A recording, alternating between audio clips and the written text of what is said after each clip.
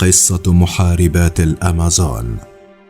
عندما تمر علينا كلمة أمازون يتبادر إلى أذهان الكثير منا مباشرة أمريكا الجنوبية بنهر الأمازون الذي يعتبر أكبر أنهار العالم تدفقا، ولكن التسمية لهذا النهر جاءت خلال الفترة المرتبطة باكتشاف قارات العالم الحديث، عندما اكتشف فرانسيسكو دي أوريلانا في رحلته لاستكشاف المناطق المجهولة شرقي كيتو نهرا كبيرا، وقابل هناك نساء محاربات وصفهن كما توصف الأمازونيات، مما ذهب بفرانسيسكو إلى تسمية النهر بنهر الأمازون. إذن من هن محاربات الأمازون؟ ومن أين جاءت التسمية؟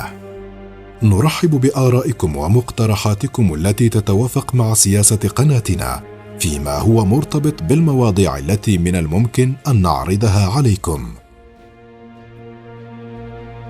جاء ذكر محاربات الأمازون في الأساطير الإغريقية والميثولوجيا الأمازيغية كشعب من المقاتلات النساء، وكن أول من سخر الحصان لأغراض القتال كما تروي الأسطورة الإغريقية. وتعتبر التفسيرات الحالية أن اسم أمازونيات هو أمازيغي الأصل، وأن التسمية جاءت من أمازيغيات، حيث تميل هذه التفسيرات إلى ربطه باسم أمازيغي أو إيمازيغن، وهو الاسم الذي يسمي به الأمازيغ أنفسهم. ارتبط اسم الأمازونيات بمناطق متعددة كشمال إفريقيا واليونان وسيكيثيا، أو ما كان يعرف قديما بنوميديا القديمة. حسب الأساطير القديمة فإن محاربات الأمازون أو الأمازونيات هن نساء حسناوات جميلات، عرفن بكراهيتهن الشديدة للرجال للدرجة التي كانت تجعلهن يقتلن أولادهن إذا ولدن ذكورا، ومثل شهرتهن بالجمال والحسن اشتهرن بالفروسية والمعرفة الكبيرة لأساليب القتال أيضا، فكن محاربات شجاعات لا يشق لهن غبار، فجمعن ما بين النقيضين، الجمال الأخاذ والصلابة التي يقارعن بها الرجال. وقد ورد في كتب الإغريق عن الأمازونيات إلى جانب ما ذكرناه سابقا في أنهن أول من روض الخيول من البشر، فهن أيضا خضن العديد من الحروب ضد آثينا والمدن الإغريقية القديمة. ورغم اختلاف المؤرخين حول المكان الذي قامت عليه مملكتهن، غير أنهم اتفقوا على أنها كانت مملكة واسعة تتكون من عدة مدن، وبأن ملكة هذه المملكة كانت فائقة الحسن والجمال، مثل ما نالت أيضا غاية الشجاعة والإقدام. ورغم كل صفات الشجاعة والفروسية التي عرف بها شعب الأمازونيات، إلا أن نقطة ضعفهن الوحيدة أمام الممالك التي يحكمها الرجال من حول مملكتهن كانت في فكرة تناقص أعدادهن واحتياجهن إلى التكاثر، وذلك أمام الشعوب التي تناصبها العداء، مما يعني احتياجهن للرجال لغرض التكاثر ومواجهة الانقراض، وذلك لضمان استمرارية مملكتهن واستمرارية فلسفتهن الخاصة بوجود مملكة شعبها النساء والنساء فقط. هاجس التكاثر ومواجهة الانقراض دفع الأمازونيات المحاربات إلى هدنة مع الرجال في يوم واحد في السنة، فكن يضعن أسلحتهن وتذهب البالغات منهن إلى أطراف مملكتهن على الحدود مع الممالك المجاورة، وينصبن الخيام لكل واحدة منهن، وينتظرن رجال تلك المناطق ممن يعلمون بقصتهن ومقاصدهن ليأتوا إليهن في هدنة مدتها يوم وليلة. وعند عودة الأمازونيات المحاربات من موسم التكاثر ينتظرن بشغف طول فترة الحمل حتى يضعن حملهن لمعرفة جنس المولود، فإذا كانت أنثى يتم استقبالها بالحفاوة والتبريكات، وإن كانت ذكرا فغالب مصيره الموت قتلا على يد أمه. ومن كانت رحيمة منهن بمولودها تذهب به إلى مشارف إحدى المدن الإغريقية ليلتقطه من يجده فيربيه بعيدا عن مصير الموت الذي كان ينتظره في مملكة الأمازونيات. تنشأ المولودة الجديدة تحت رعاية والدتها التي تربيها لهدف واحد فقط، وهو أن تكون محاربة لا يشق لها غبار، تحمل في جيناتها كراهيتها للرجال. فتبدأ الأم بتعليم ابنتها فنون القتال وأساليب الكر والفر منذ نعومة أظافرها، كما تقوم بقطع ثديها أو تكويه بالنار كي لا ينمو أو يعيقها عند استخدام القوس أثناء الرماية. وكانت المعتقدات لدى الأمازونيات بأن القطع أو الكي للثدي سيقوي بالمقابل الساعد الأيمن. وكما عرفت الأمازونية المحاربة بصلابتها وشجاعتها وجسارتها التي قارعت بها الرجال وهزمتهم، فقد عرفت أيضا بصبرها وجلدها وتحملها الظروف القاسية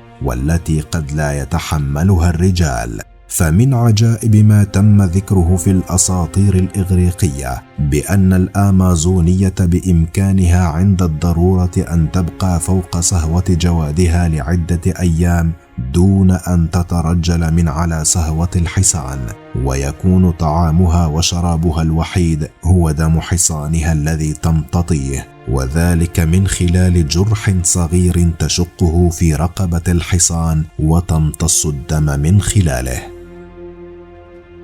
ما بين الأسطورة والحقيقة.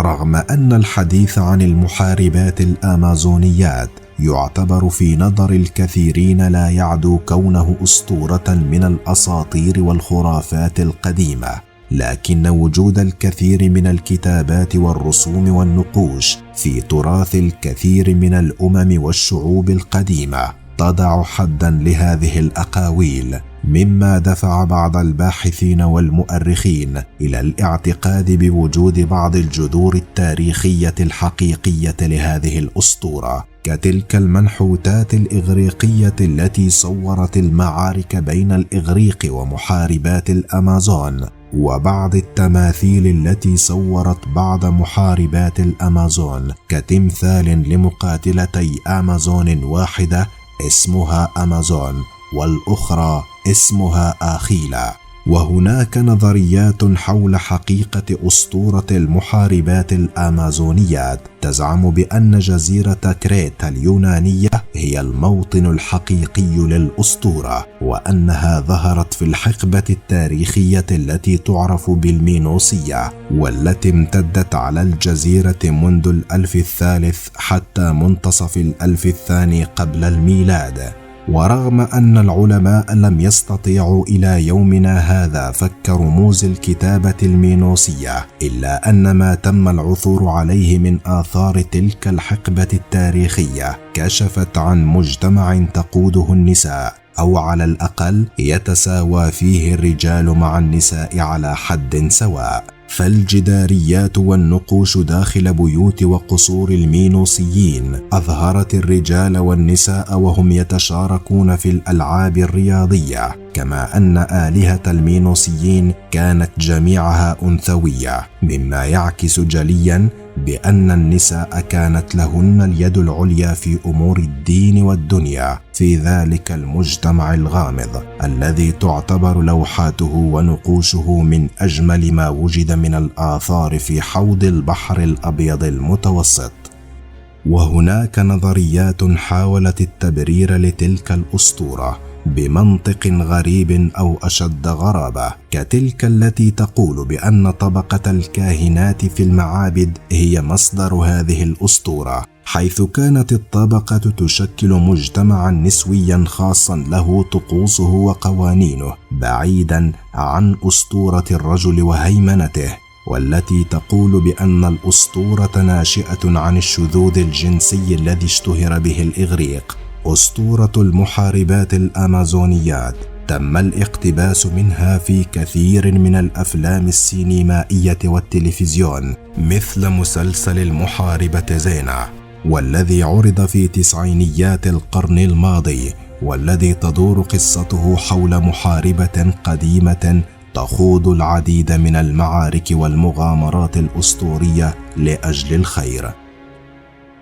كما أن هناك العديد من الأفلام السينمائية المقتبسة في قصصها من أسطورة المحاربات الأمازونيات، لعل آخرها فيلم المرأة الخارقة أو وندر وومن، والذي عرض في عام 2017، ويحكي قصة أميرة الأمازون التي تدعى ديانا، والتي نشأت في جزيرة نائية تسكنها النساء فقط، وهي ابنة لملكة تلك الجزيرة. وبعيدا عن الجدل ما بين كون المحاربات الأمازونيات خرافة أسطورية أو حقيقة تاريخية، يحضرنا المنطق القائل: ليس من الممكن وجود نار بدون دخان، فهل دخان هذه الأسطورة قد يكون وراءها بالفعل نار حقيقية؟